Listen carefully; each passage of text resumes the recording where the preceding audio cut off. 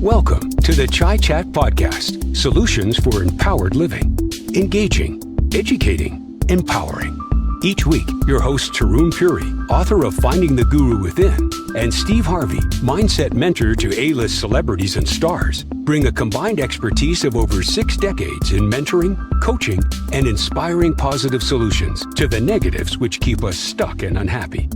With a focus on solutions versus problems, in each episode, they discuss topics relevant to the human condition, which challenge us from moving forward into positive growth and ultimate freedom. Through stream of consciousness, unscripted dialogue and inquiry, they provide practical, deep, and actionable insights to support you in creating and living a happy, successful, fulfilled life. Join us each week and learn how to access your own inner GPS, your guru positioning system, which comes preset with all the solutions you need for empowered living. Living a life of ease versus effort is only a thought away. Let us show you what works and what doesn't. Hello, and welcome to Chai Chat, the podcast. I am Tarun Puri. And I'm Steve Harvey. And today, Steve, we have an amazing guest. And our episode today is entitled Changing the Source Code, the Key to Unlocking Our Potential. And I don't know about you, but I've been looking for that key for a heck of a long time, Steve. And I am all ears today, which is, okay, I know for me is different, but I promise to listen because I think we're going to learn a tremendous amount about ourselves, about human beings, about peak performance, and how there is a potential within us that is waiting to become unlocked. And our guest today is actually going to lead us into the direction how he has, by working with elite athletes, by working with performance, let's just say the area of peak performance globally, has really figured out some mysteries and secrets of the universe, our inner universe. And he's going to enlighten us as to his journey and how he's been able to help people truly make sustained, long-term, permanent changes of the negatives in their lives. So I am so excited. So please tell us a little bit about our guest. Yeah, Dr. Ken West. I had the privilege of attending one of his weekend workshops in Hamburg in Germany a year or two ago now. And to say it was mind-blowing was not doing it justice. It really was a phenomenal experience. And everyone who attended it had the same opinion. A little bit about Dr. Ken West. He's a performance scientist who helps international teams and individuals evolve to their highest level of performance by resolving personal and team limitations. To develop this expertise, Ken has spent over 20 years seeing patients as an optometrist in the USA and South Africa, and over 36 years working with elite amateur and professional sportsmen and women in 44 different countries and in 48 different sports. So, I mean, there's a good chance that, a lot of those sporting idols that we admire that are out there across the world, Ken has probably had something to do with their success, and he's also spent 30 years mentoring corporations and on multicultural integration and optimization in Europe, Asia, Africa, and North America. And by integrating diverse well-being disciplines into a simplified model for higher success rates. And 6 years evolving the Performance Science Graduate Program at Oxford University in the UK. He has had the honor of working with many Olympic medalists, world champions, and elite coaches and performers in numerous unique disciplines. He now mentors individuals and teaches corporate workshops globally to evolve self-awareness, self-empowerment, self-organization, self-governance, cooperation and optimization in the personal space and the workplace. So I think Ken knows his stuff. Let's just say that, right? I have a sense he may, and I love I think there's a theme around the self is what I'm picking up. So let's stop this banter and let's get our star on. Welcome, Dr. Ken West. Welcome. Well, thank you for inviting me to come spend some time with you. Oh, it's a pleasure. It's really a pleasure, Ken. It's always with someone with the depth and breadth of what you've done. The question always is, where do we start? And then I hear a voice saying at the beginning. So it's interesting that Steve was saying that as a doctor in the field of vision, you were seeing patients. And I thought, well, that's interesting right there. So could you tell us a little bit about kind of the foundation of where you started with your profession and how it turned into what we're doing now? Well, we're all here to evolve. So this is really a story of evolution. And, I finished my degree, from Southern California in 1980. And at that time, you have to do continuing education to keep your license to practice. And so I started looking at a new field called sports vision, and I was recruited by a university in South Africa, so in old apartheid South Africa. So I came, and South Africa is a sports mad country, and so I started working with vision and sport in South Africa, and because being isolated from Farnsworth and some of the other pioneers in the U.S., I had to figure it out myself. And this phenomenon of me spending a couple of hours or a couple of days with sportsmen, and then the next weekend them going to set new records and putting together this world-class performance, it kept happening. But fortunate enough, I became friends with a Dr. Ken Jennings, who's one of the top sports psychologists on the planet. And he says, it's not what you do, it's how you do it. So I've spent the last 30 years trying to figure out, well, how is it I do what I do?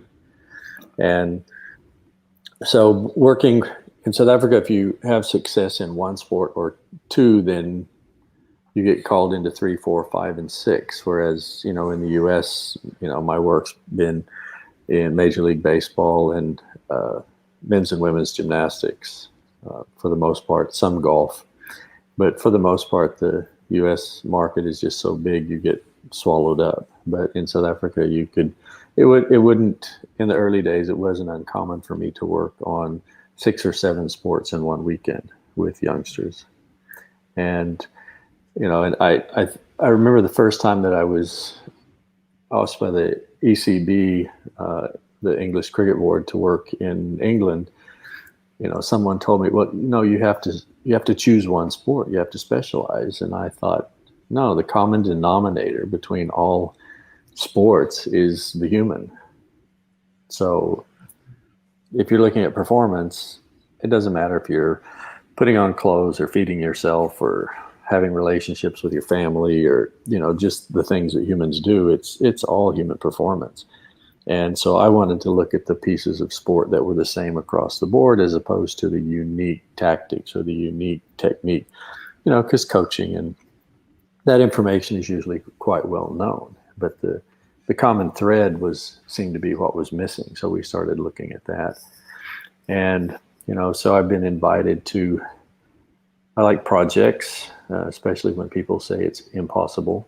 And, so I like to take on things, and I just say it's impossible because we haven't figured it out yet. And so, I've been fortunate to work, as Steve said, on, it's more than 44 countries and 48 sports at international level. And, the hopes and dreams are the same, and the biggest challenges are there. But when I got asked to help develop a graduate program at Oxford, which started as the Science and Medicine of Athletic Performance, when we started investigating, there's things like the Sports Science Institute of South Africa, or the AIS, the Australian Institute of Sport, or Loughborough in England, or the universities in the US.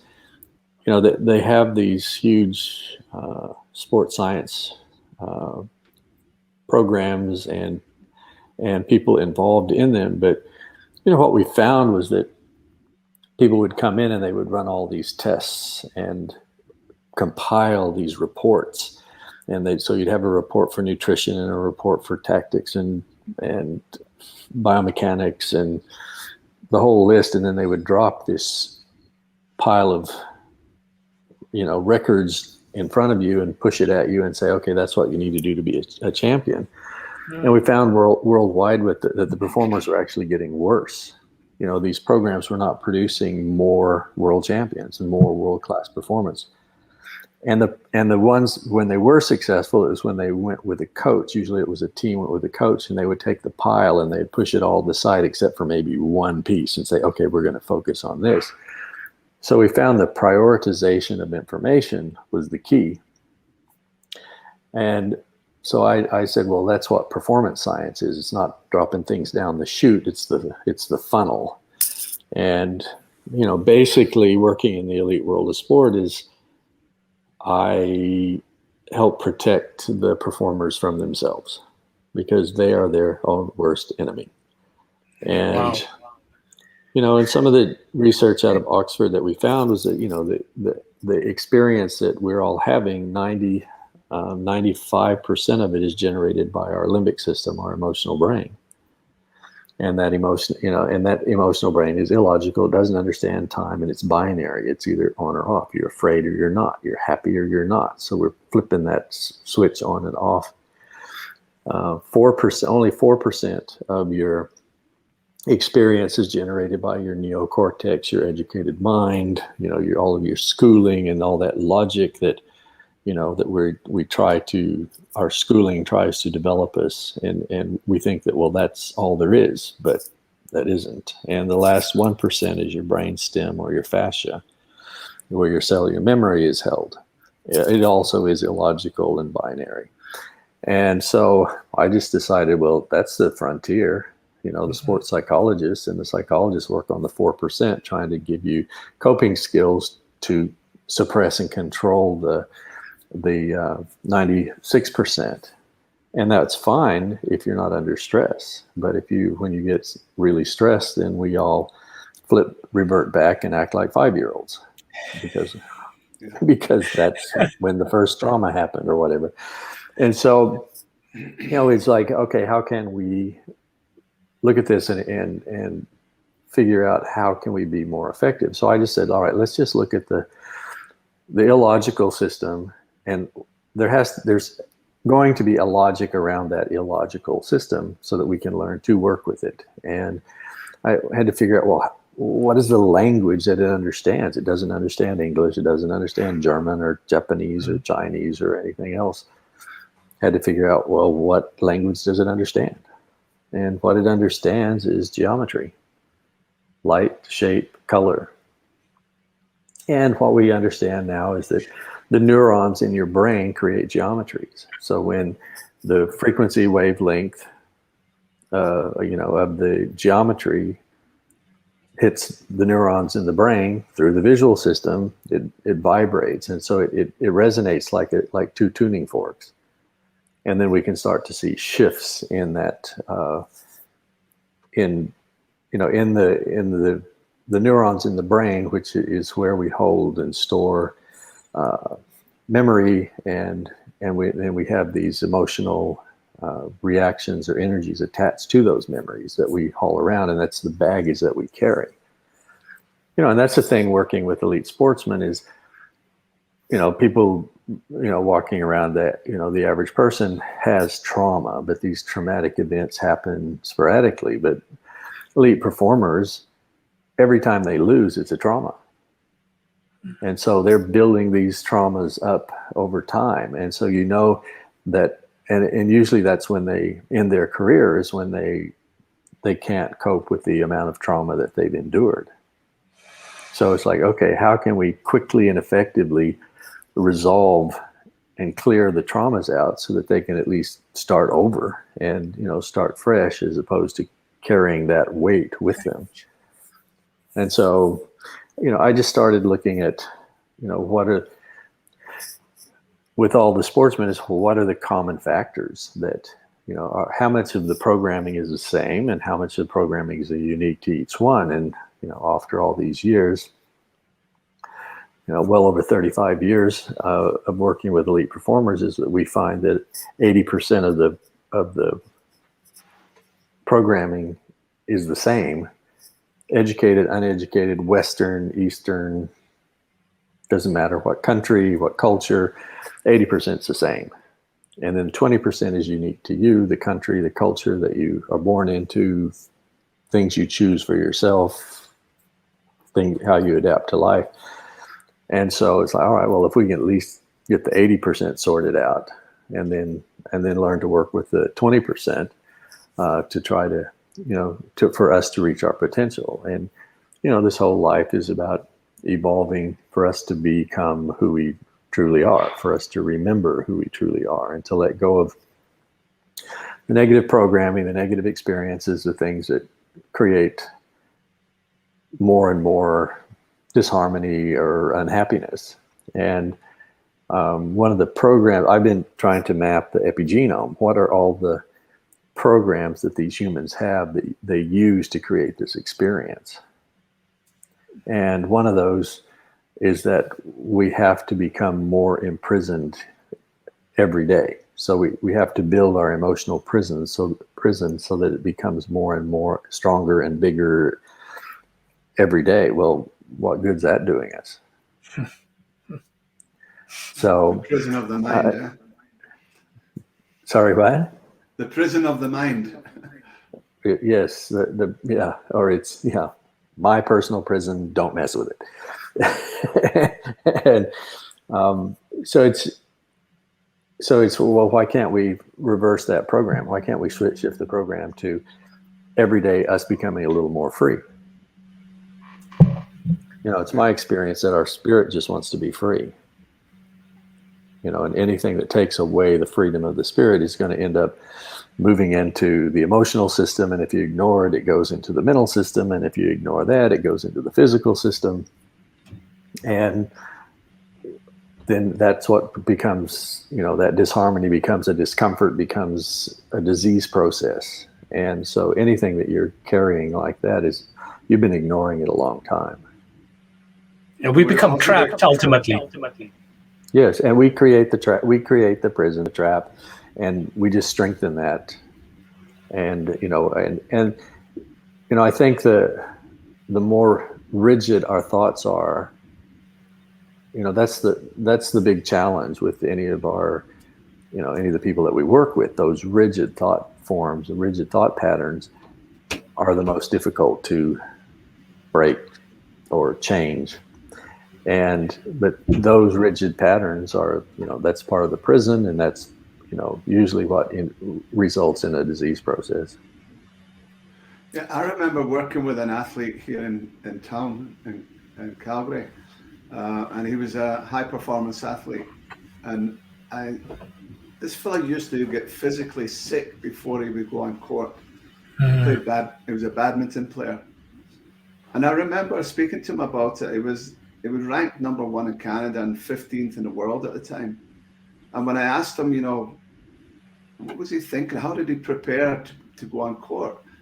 And so I said to him, how do you prepare if you were playing a club member? And he said, I wouldn't. I'd just go out there and beat him. And then I said, well, how do you know? And he said, I'm number 1 in the country. It's like, a Ferrari racing a Volkswagen. He said, and I'm the Ferrari. And then I remember saying to him, so how would you prepare if you were playing the number 1 player in the world, who at that time was from Indonesia? And his whole physiology just collapsed right in front of me. And he said, well, now I'm the Volkswagen. So he had actually defeated himself before he even stepped foot on the court. Right. Based on what you're talking about, that prison, Yes. Or limitation. He's creating limitation. And that's the another one of the programs I find consistent with all humans is that we have to create limitations. And why? We're, Why? if we're unlimited beings, then why aren't we becoming more unlimited? Why aren't we removing those limitations? And on the spiritual journeys, they talk about, well, you have to embrace your fears. Well, your fears are limitations.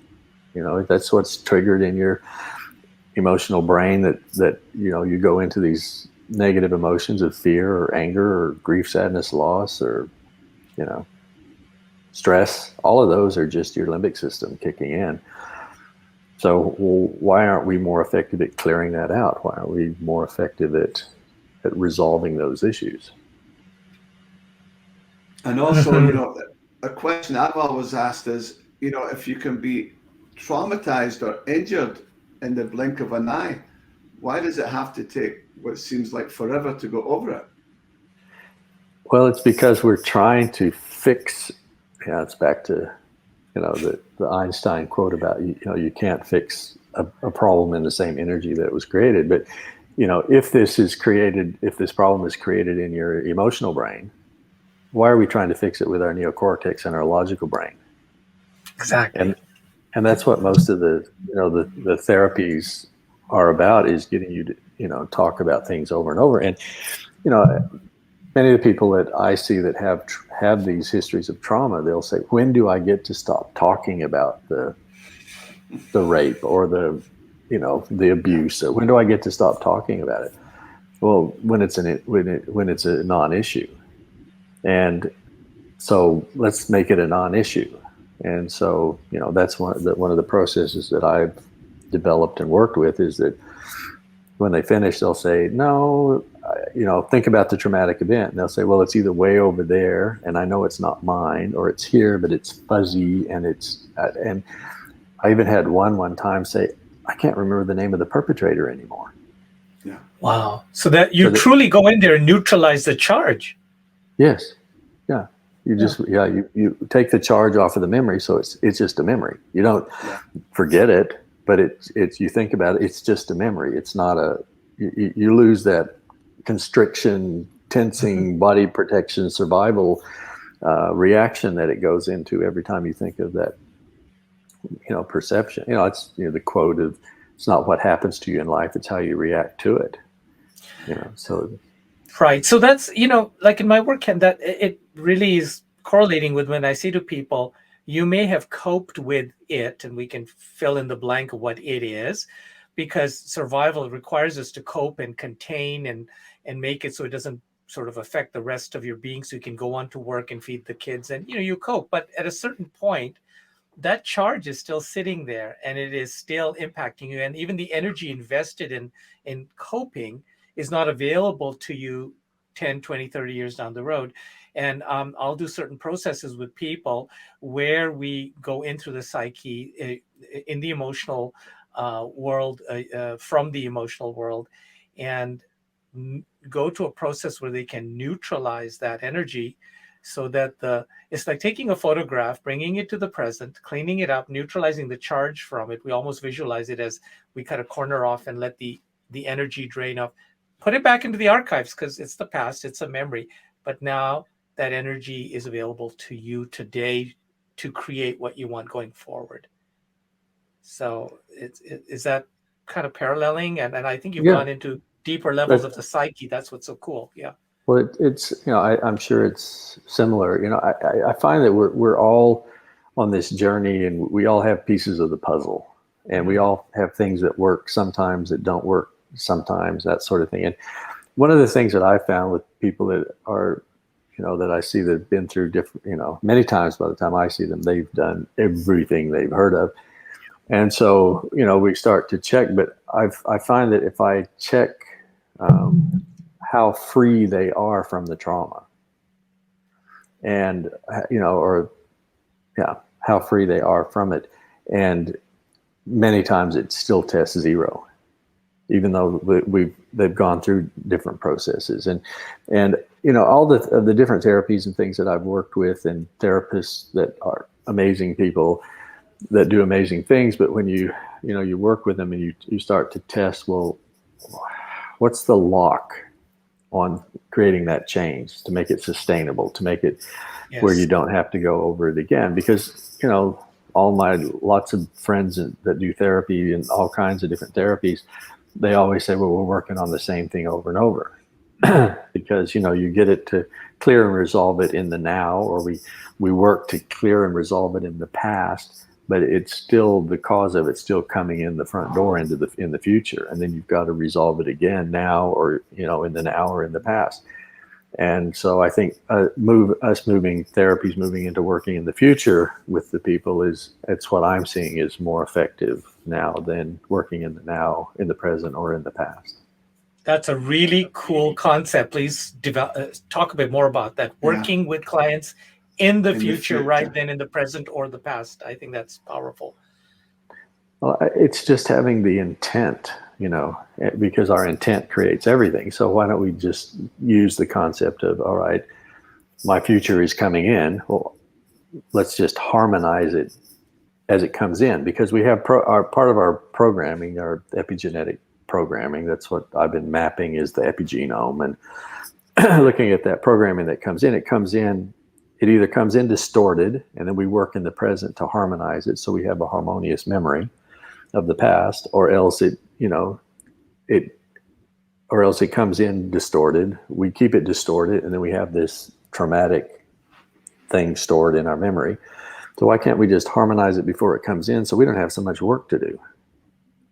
And so we can and just let it come in harmonious, stay harmonious, and go into the memory harmonious. And so working in the future of how it's coming in and how we're creating it. And that's why I've been, doing all this work in epigenetics, is trying to figure out, well, what is the code that's there that's creating, epigenetics is that there's a signal from somewhere, which we know is from Bruce Lipton's work. It's, it's coming from your minds, your brains, that's coming into your DNA, telling your DNA what to do, how to express. All right. Well, that signal is coming in. And that's where I started years ago, was, well, if there's a signal coming coming out, I can put a signal in it. Let's see if we can come up with a signal that will correct the disharmony, or the negative programs, if you want to call them that, but just the disharmonies in that signal, so that the purer the signal that your brains are sending to your DNA, then the better the system's going to be. And it's like, well, where are these, why is this signal being corrupted? And can we harmonize it? Can we fix it? And so how do you do that? With a hammer. When everything fails, you use a hammer and duct tape, right? When in doubt, yes. hammer it out. Hammer and duct tape, everything is resolved. But I mean, it's cool that you're talking now about going to the source code and getting the master key, is what I'm hearing. Right. We come in with source code, and we come in with this code, and that's what I've been mapping. Like I say, I've been mapping the epigenome. What is the source code? And what are these programs that occur over and over in humans? And there's, in testing and working with thousands of people, you start to see that these are the trends. And, and there are things like, I find that 99% of the people can only see 51% of the truth. 51, what is the truth? Okay, let's just say 51% of information accurately. Okay. And the other 49% they have to distort. So that when we have, conversations with or disagreements with our intimate relations, we always feel like, where's this coming from? I didn't say that. I didn't mean that. What are you talking about? What is this? Because we both distort the information, it won't fit back together. So if you want to, so that's one of my goals is, well, let's just change that program to where we can see the truth 100% of the time. Because most of the mistakes we make in life are made on the emotional story that we made up. Correct. Rather, that's why hindsight's better than, foresight. Well, it's because we're making up stuff. And, and another thing that's consistent across the board, but there are different percentages, but we all have a glass ceiling, in that you have a percentage that you can be successful. And this was a real puzzle working with elite performers, was that if if your potential is 100% and you get to, and we'll say that because high achievers will be 60%. So they can be 60% successful, and really high achievers will be 70%. And the only 90%ers I ever found already had an Olympic gold medal. And so that's why they could be that successful, because they didn't have to mess it up. And so if we'll say 60%, well, you get to 65, 70%. Oh no, things are going too good. I've got to self-sabotage. I've got to mess this up. Okay. Sound familiar? Very. Yeah. This is too close to home, Ken. Let's just end it now. Yeah, right. And it's just part of the human condition. So it was like, all right, well, can we find that geometry? Can we fix that so that people can be 100% successful? So if whatever you focus on, you can be 100% successful. So if you want to be miserable, let's just not be only 60% successful. Let's do it, right? Or if you want to be, happy, let's be 100% happy. Let's not, let's take the governor off. And that has been, I think, crucial when you're working with, if people that are working with, say, chronic disease, and they're programmed that they can only be successful at resolving it, 60%, then that's why we talk about things are only in remission or something, as opposed to it being the cause being resolved, so that the epigenetic signal isn't still saying, okay, make rheumatoid arthritis, or make a cancer, or make depression, or whatever. Let's get that where whatever you focus on, you can actually be successful at being you, or having the experience that you want to have. And if you get there and you don't like it, then just choose a new one. It's all right. But let's just be successful at it. In sport, it was really, sorry, Steve, go ahead. Yeah. So people are successful focusing on the problem as well as the solution. Because I've always said, in order to have a problem, you have to be good at it. You have to practice it. And people, they tend to get stuck in that programming where they keep practicing the same self-talk, the same belief system over and over again. They're really good at it, having that problem. Like I say, if someone has got a problem with alcohol as an alcoholic, they're really good at drinking. They know where to get the drink, no matter what time of day. Same with someone who's got a problem with overeating. They know where to find food, and they're really good at eating. There's no problem putting the food in. And so in order to have a problem, you have to practice it again and again and again. You become successful at having the problem. And the flip side of that is you can become successful, and becoming successful when what you focus on grows, Well, yeah, I agree. Let's just take one step behind that. Yeah. Why are they good at drinking? Why are they good at overeating? And one of the epigenetic programs that I found that everyone has is that we have to have an addiction. And so if you have this program running that you always have to have an addiction, then you're creating a new addiction. And that's why many people in the 12-step program, they just replace their addiction to alcohol with their addiction to meetings. Right. Okay. Which is that socially acceptable. And for some of us that are workaholics, that addiction is acceptable.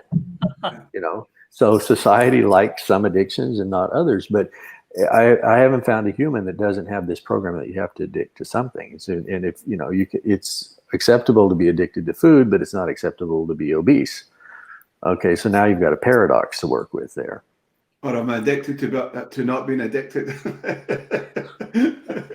Right. There's a paradox for you, yes. But and people come in and say, yes, I'm an addict. And I say, well, I'm an addict too. And they said, what do you mean you're an addict? And I said, I'm addicted to oxygen, I'm addicted to water, I'm addicted to food. So, don't think that addictions are all bad. I'm addicted to sunshine, so, and I'm really not wanting to get rid of that addiction. Yeah. And then there's chocolate. Yes, of course. Okay. But that's when you remove that need for addiction. It's very common for people to come back and say, now I can eat one square. I don't have to eat the whole slab every time. Mhm. And so it's just letting people choose what they want, as opposed to having this program saying you have to do this. And these programs are all working perfectly.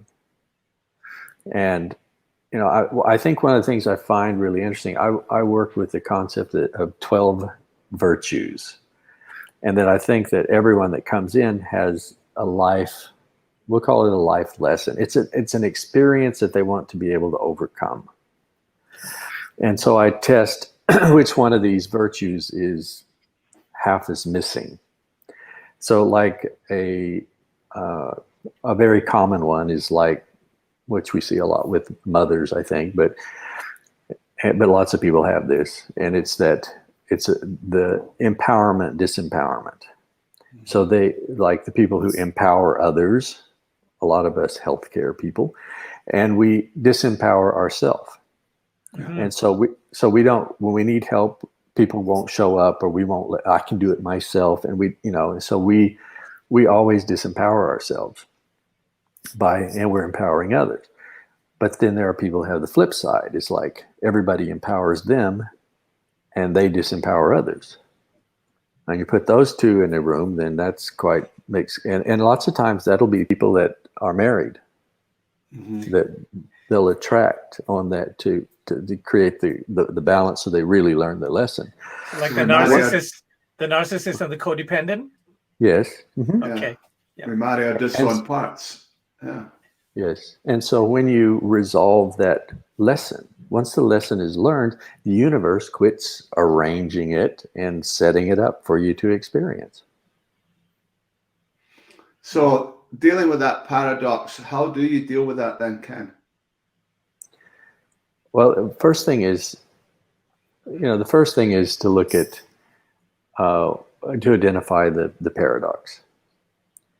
And I think that's a great skill that we can all develop, is what is it we want?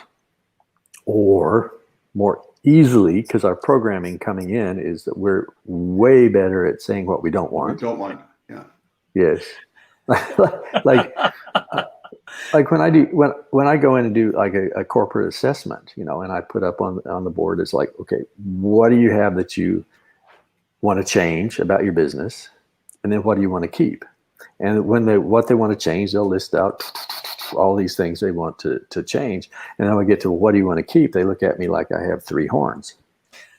And so I have to go through it and say, okay, do you want to keep your logo? Do you want to keep your mission statement? Do you want to keep, and there are things that they like, but they're not used to, our programming isn't to see what it is that we want. It's what we don't want.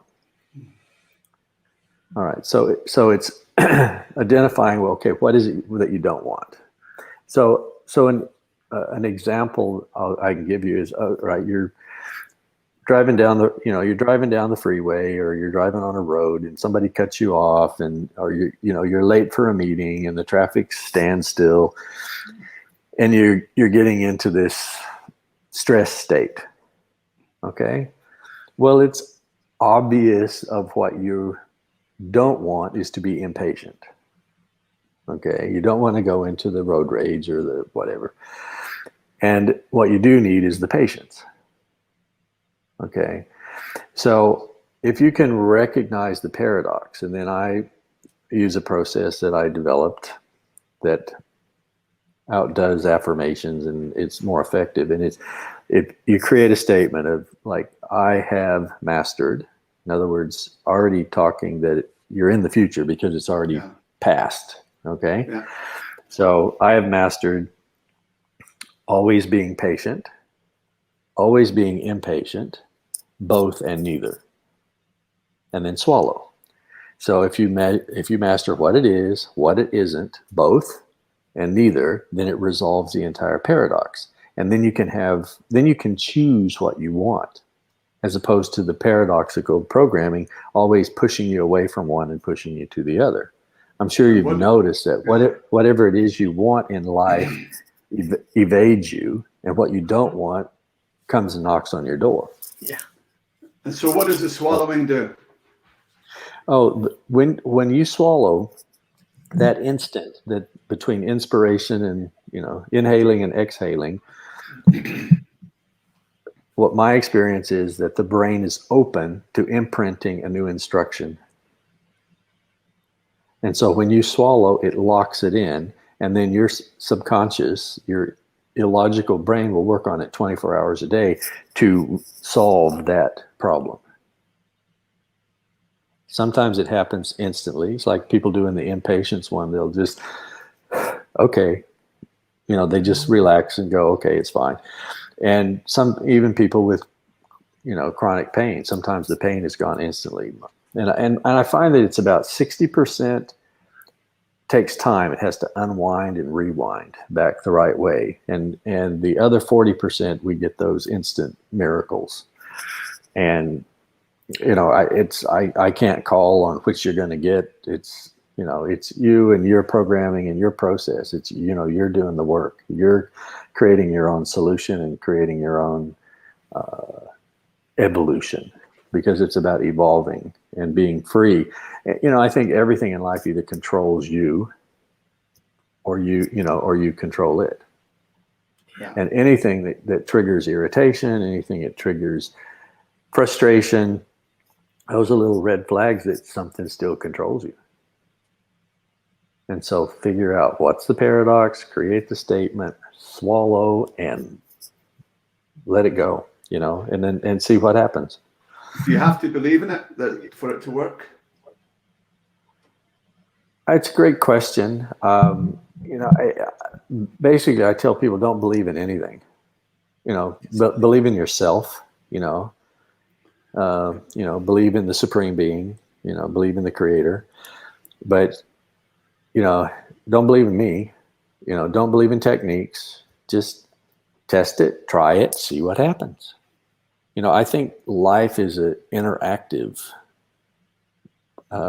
process, as opposed to it being a mental game of thinking that you're right, because as soon as you think you're right, you're going to be wrong. Nobody's smart enough to be right all the time, and nobody's smart enough to be wrong all the time. We're always in the mix somewhere. So rather than believe, the way I look at that is, can I be open to consideration? Can I just open to the experience and take it under consideration, and then let it inform me if it's a fit or not, if it works or not. If it doesn't work, that's okay. Let's go to another opening. There's a willingness. Yes. It's being open. And that's, again, away from that rigid thought of that it has to be this way. And one of the, techniques that people use is using the word, the S word, skeptical. Yeah. Not the S word. The S word. Oh, boy. And what that tells me is that the skeptics, they want somebody else to prove it for them, and they aren't running their own experiments in their own world, in their own life, and they're missing all the fun.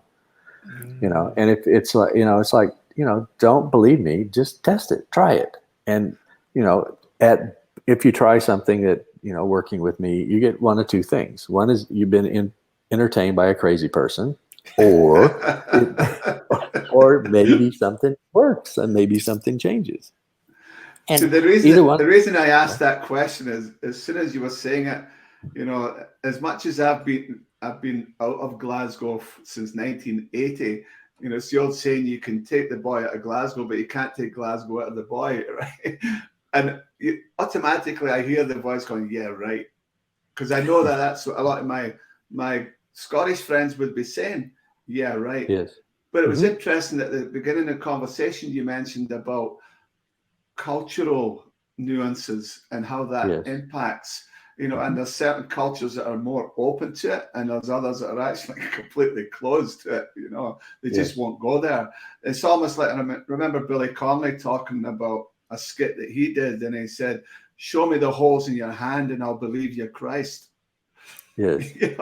And so it's really that show me the proof, first of all, and still the holes in the hand, you could have shot yourself. I'm still not convinced. Yeah, Exactly. and you have the choice. You can go through life looking for solutions, or you can go through life looking for problems. Well You said. can look for looking for something being correct and something being incorrect, or being accurate and inaccurate. It's your choice, and if that's working for you, knock yourself out. But if it isn't, then you might want to try something a little different. So can you speak a little bit more about that, Ken, about the individual mind, the group mind, and the global mind? Well, all right, the individual mind, okay, that's more yourself, your perception, your beliefs, your ideals. That's your individual perspective. So we have that separate perspective.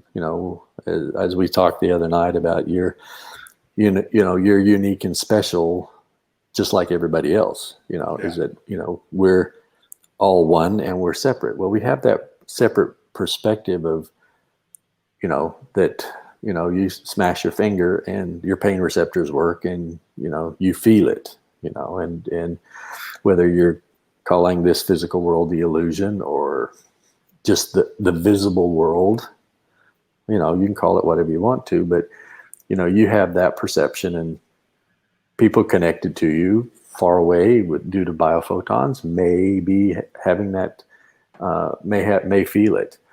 Then there's the collective mind, the collective intelligence, is that when you have commitments, when people commit to something together, then that creates a bond, and then there's a communication on that level. And then there's the global, or the more expanded, humanity, that consciousness and that awareness, and that, and so we're part of this evolutionary process that we're evolving as sentient beings, as humanity. We are evolving individually, and my philosophy is you're only responsible for you, so evolve, and we talk about, in these changing times, is those who can adapt the most efficiently will come out ahead. And I think it's those who can evolve most efficiently and effectively, then will have a nicer experience. And so it's, well, okay, how do we develop our evolutionary skills?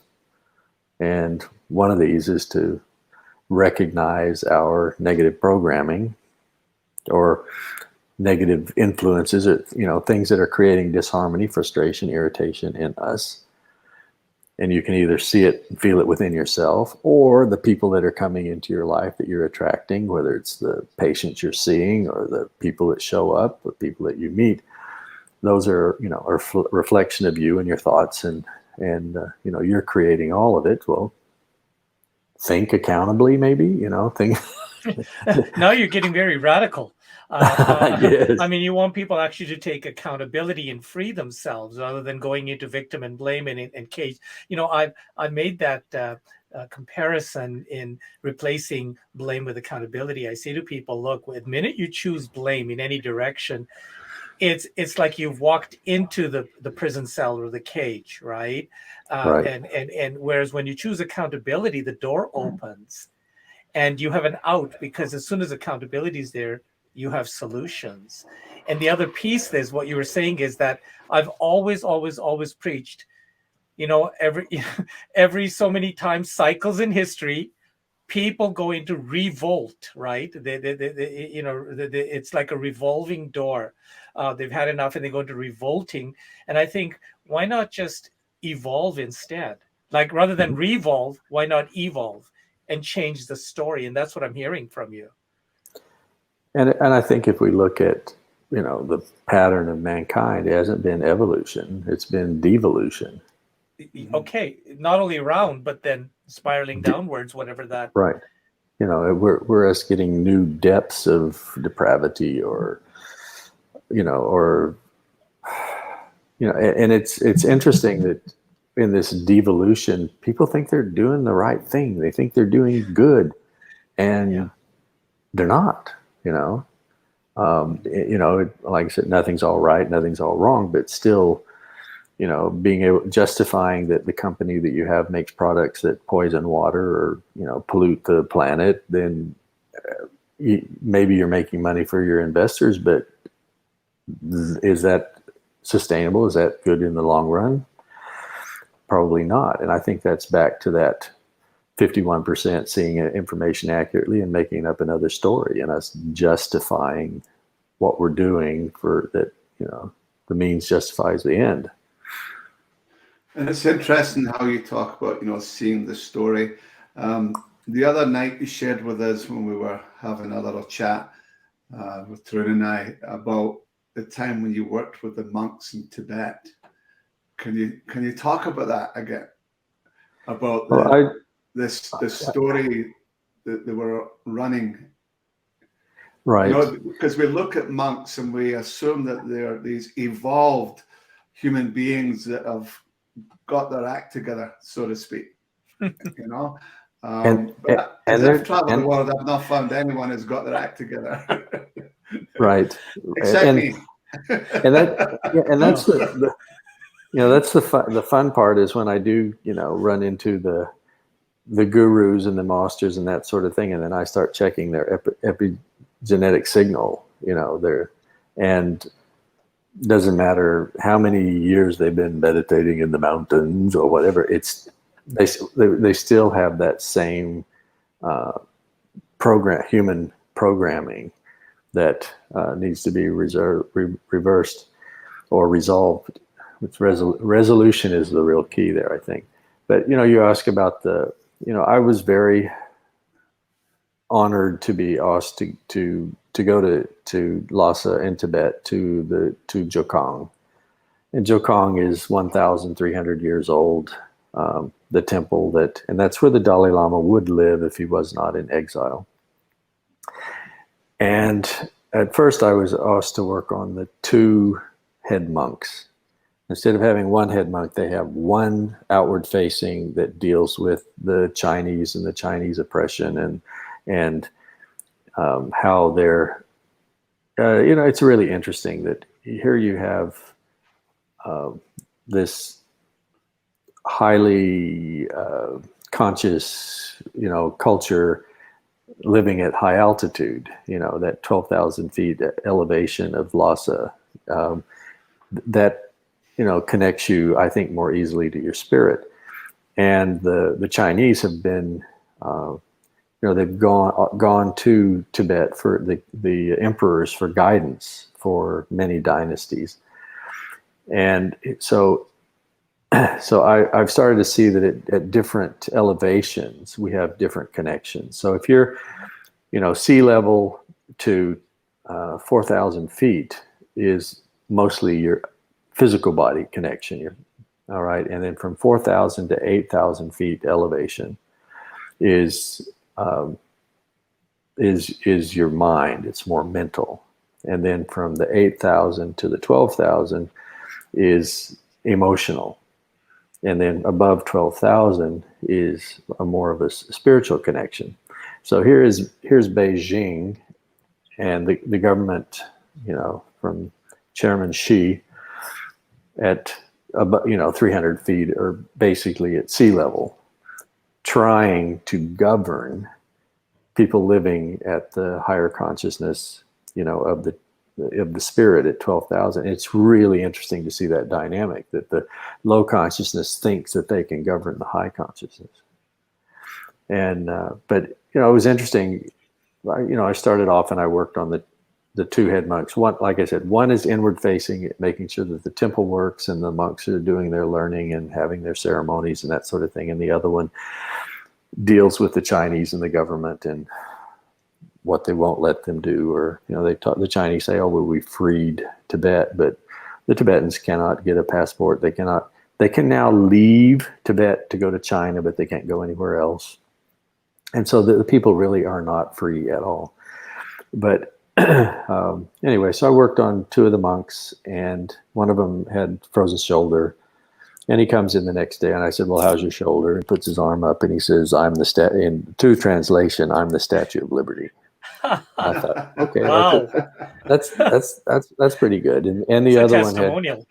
yeah, right. And the other one comes in and says, "Yeah, my lower back pain is gone." And so they would give me it was almost every other day, they would give me 3 or 4 of the monks to work on, and I was having to work English to Mandarin, Mandarin to Tibetan, and then back. So it was double translation. And it was interesting that I found that the negative emotion that all of the monks were stuck, that they had locked in was resentment. Resenting that, they're being watched 24 hours a day by nanny cams in the temple, and then army military on the roofs of the buildings around the temple. In the city of Lhasa, they cannot say the word Dalai Lama. They can say the DL. They cannot see him. They cannot communicate with him or whatsoever. So they were all carrying this heavy resentment. So when we resolved that paradox within them, then most of their physical issues resolved. So when I finished, that was their feedback to me, was that we have to heal everyone and no one helps us. And they said Western medicine doesn't work, Chinese, Japanese doesn't work, Tibetan doesn't work. And they said, and what you've done with us has resolved all of our issues. Wow. And so, that was, nice feedback. But the other thing was that I was there during the Butter Lamp festival. Mm-hmm. But as a foreigner, I was not allowed to go. And even one of the friends that I made there, he was a retired professor of art from the University of Tibet. And, he was told, well, if you go to this ceremony, you'll lose your retirement. And, so anyway, my other friends that could go went, and they filmed it. And you could see that, so that they reduced the number of people going, and all the police wear these flashing red, blue lights, so you can see all the police, and then the Chinese, the police, and then you can see the other people that were there. But when the monks sang their chants for this festival out off of the roof of Jokang, you could feel that the resentment was gone. You could feel that it was just pure love that was being broadcast. And that was, one of the reasons that, I was asked to go to see, can we resolve this? Because, they're not going to take over China, and so it's like, how do we raise our consciousness and protect ourselves, by just being able to hold the consciousness. So again, just because something's been there a long time, it doesn't mean it's going to take a long time to resolve it. Correct. And probably the most interesting person I worked on was a guy that so the Chinese government, they put this, we'll call it a board that has to govern the monastery. And it's made up of people that are, part of the Chinese government. And this guy was on that board. So here he is having to regulate and make decisions about the monastery and the Buddhist faith and that sort of thing. Well, he born in Tibet and raised Buddhist, but he wasn't raised or trained on how to govern his religion. And the stress, he was more stressed than the monks. So that, talk about a paradox of, you follow your religion, but now you have a job that you have to control it. Wow. That creates a paradox, so yeah. Then we work to resolve that.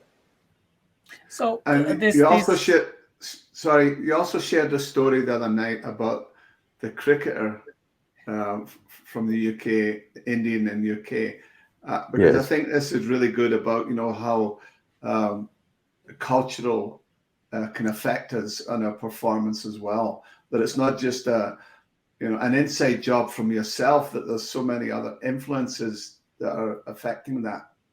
Right. Well, this young man, he was chosen to play for England and the West Indies, and he failed. And so he came back and he was out of the national squad, and they didn't know what to do with him. And so he was sent to work. He was sent to Cape Town to find his way. And one of the coaches here put him together with me, and we did what I do with elite performers, which basically that's what I was known for, is taking underperforming elite performers, take them apart, put them back together, take them to the highest level of international competition, plug them back in at a higher level, and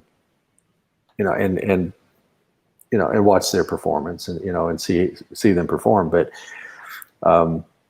so he came to Cape Town, and we worked on him, and we got some nice results. He goes back to England, and he was chosen to play for England again, and he went on to captain England for 8 years.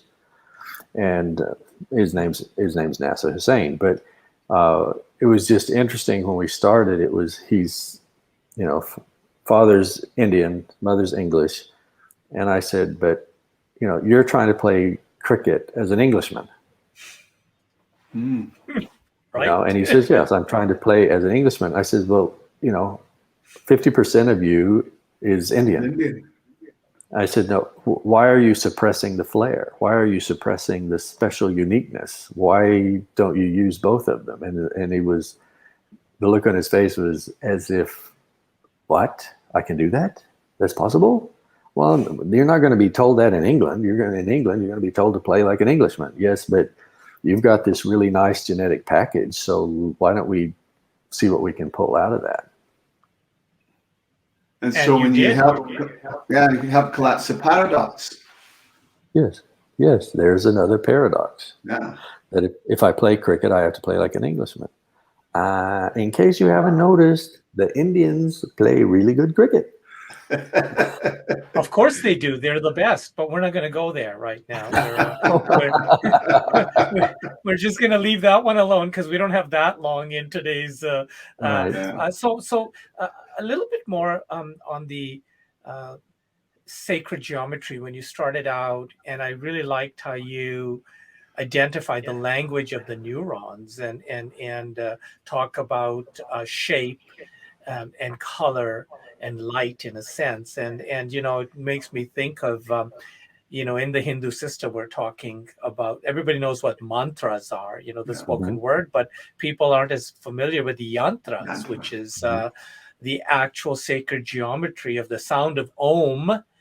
Always organizes itself through cymatics, through sound into the yantra, and what I'm imagining is the sacred geometry of what the neuron would be able to understand that language. And so tell us a little bit more about your development and use of those keys that you've created. Well, it's all of the ancient tribal cultures have always used geometry. Native Americans put on their headdress, their ceremonial goods, and they dance and move. And so they're creating dynamic, sacred geometry.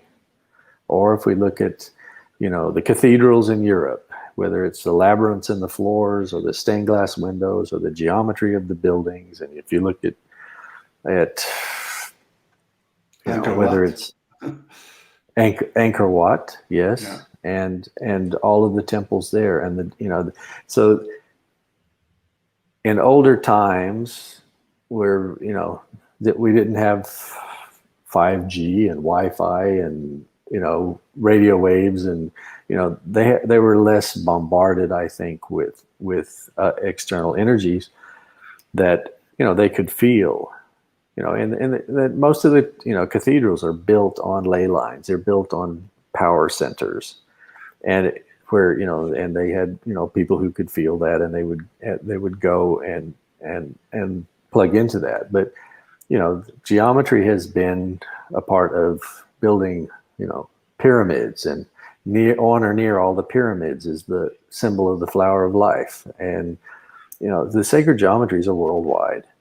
And I was exposed to the work. I was doing some work in Zurich, and one of the patients I was working with there, she said, you have to go see Emma Kuntz. And I said, okay, where do I go find her? Oh, she's dead. What are you telling me? Yeah, what are you telling me here? And she has a museum. And but fortunately, my friend that I stay with there, I said, do you know Emma Kuntz? And she said, goes to her library, pulls out a book, and goes, here you go. And Emma Kuntz was born in like 1879. She died in about 1963. And she spent her entire career building complex geometrics on 1 meter by 1 meter graph paper, 1 centimeter square graph paper, 1 meter by 1 meter. And you would go to see her.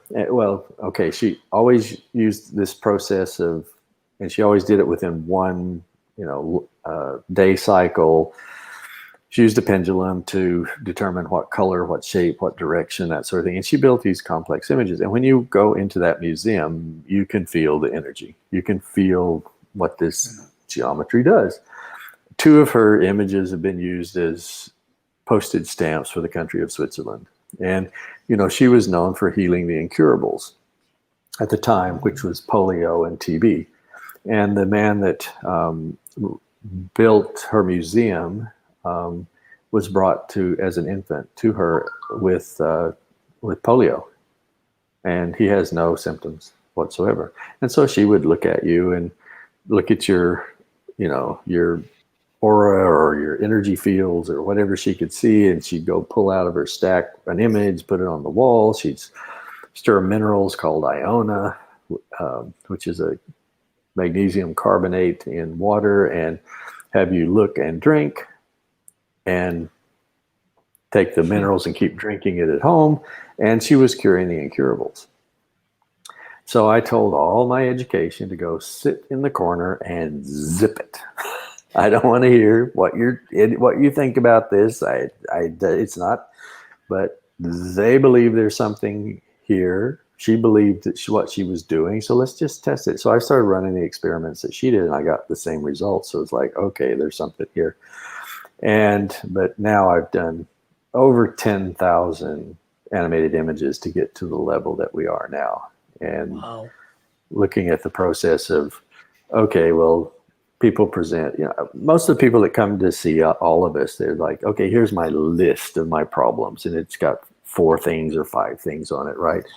And then after you resolve those issues, then it's like, well, here's the real list, And it was like, in healthcare, the diagnosis, the last statistics that I saw was that between 40 and I actually think it's 49%, but 40% of diagnoses by the medical community, 40% of the diagnoses are incorrect. Yeah. And so, so it's like, okay, well, we need to have a system where we're not diagnosing. So we just take that out of the equation. So let's just can we come up with a way that is going to create, so my intent, you put an intent out to the universe, and then the universe guides you step for step to find that solution. And so I just said, well, I started off with instantaneous absolute healing. And then that evolved into instantaneous absolute alignment with who you truly are and the creator as one. And okay, so sorry, I disappeared on the screen, and I didn't know what. It's very something just happened. I also felt that when you said those words, it's like this huge beam came through, and for a second, I also went super expansive, and then I went, Tarun, we're on a podcast. Yeah, right, let's come back. And so, I think for all of us, it's finding, we have an intent. What is it you want to experience in your life? What do you want to fine. We're here for something, and I think it's up to us to, to set the intent and then see what the universe provides to you. And it's step by step. And, I've been, if you told us this, I come from a science background. If you told a scientist that you're going to do over 10,000 animated images in the next 15 years, I don't think you'd have many people sign up. Right. But it's been an amazing journey. And, and you resolve this, and then, with the people that are sent to you is the ones that show you how to take it deeper and how to go deeper and how to go further and further. And so, you just stay the course, and it's all a gift, and it's all helping you to evolve. So dissolve and evolve, it sounds like, right? Let's just dissolve whatever is keeping you from blossoming. Let's dissolve the illusion that we're not unlimited beings. That's right. Well, Maya does a great job of that illusion. I call it like Swami Vivekananda talked about what I call the fact of the illusion. It looks and feels so real, right? Mm-hmm. And so for modern day people, instead of Maya, I use the word the Matrix, and they go, oh, okay, yes. I get what you're talking about, right? Right. Yes. So it's this is absolutely mind bending. I know people are wondering, well, where do we find him? Where do we learn more about this geometry? So we will definitely have this listed in the notes with this podcast. I know you call it Brain's Key, like BRAINSKEY, right? And that's you have more than one brain, so we need a key to all of them. I love it. Again, see, everything is so well thought out and put out. So brainskey.com can give people access to start to kind of look around as to where you're coming from. You have some amazing, like a list of 100 areas you could get even resolution with. So if people want to have an idea of what's the scope of your work, it was impressive just to see that. And,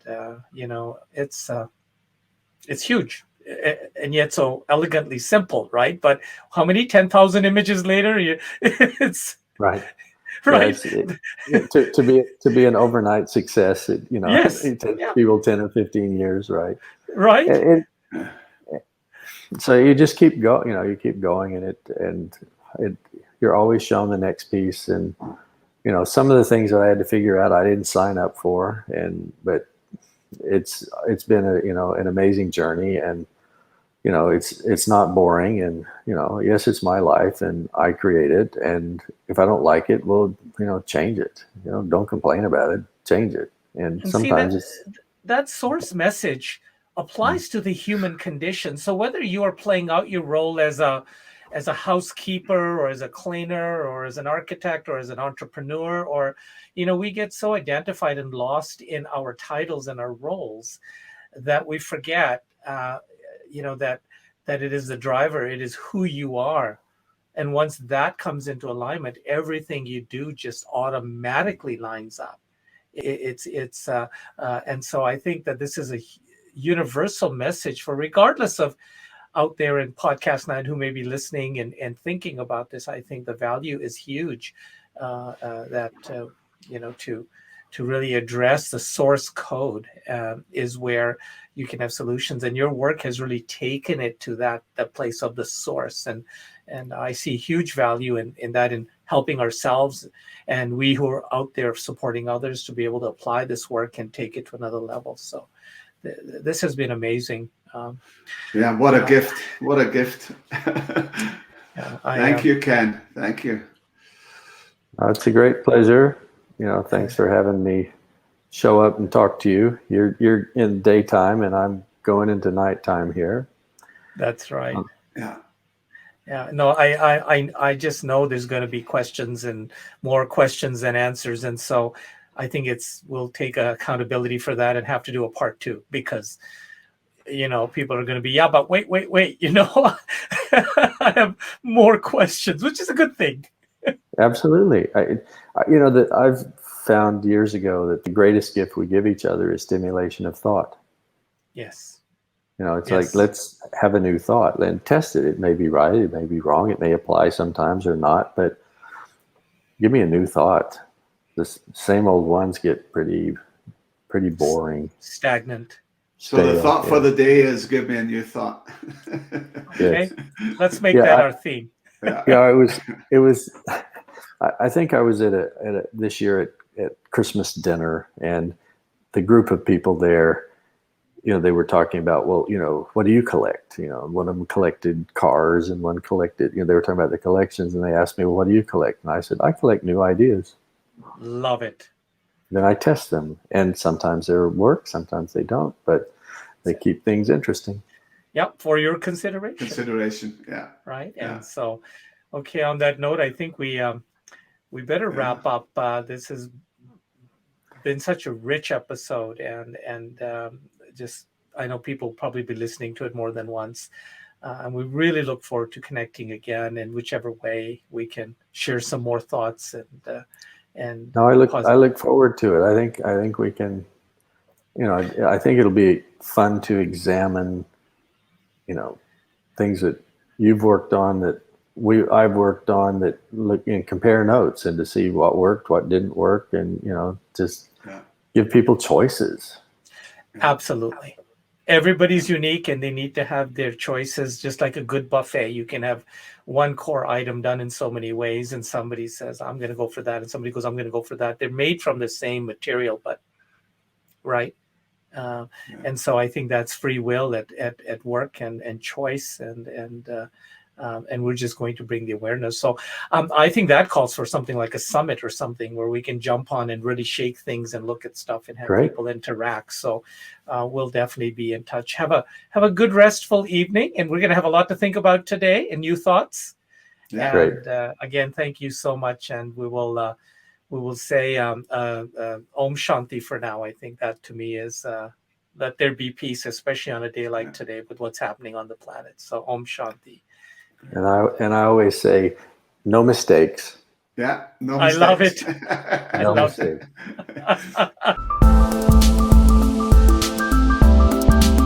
We trust you found practical value in this podcast and will enthusiastically share it with others in your circle. And if you are so moved, leave us a review or write a post on social, tagging #ChaiChatPodcast, and we will show our appreciation. Promise. Tarun Puri and Steve Harvey welcome you to join us for a Chai Chat at all of our live events and more. Connect with us with your questions, topic suggestions, and reviews at info@chaichatpodcast.com.